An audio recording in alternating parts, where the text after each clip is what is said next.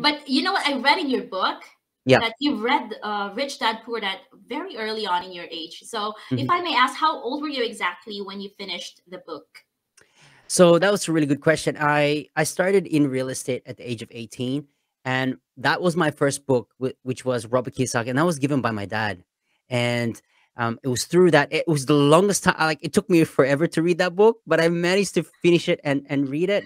But it gave me great principles. It was just stuck in my subconscious mind, but not until I actually took action that the principles start to unveil itself.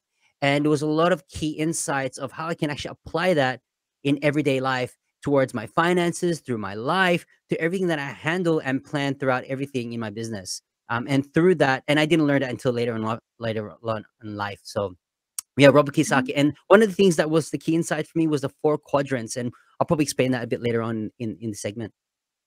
Yes, great, great. You know, guess what? I read the book when I was already 28 years old. So you see, yes, guess what? When I met my husband, he said, Yeah. "Oh, read this book."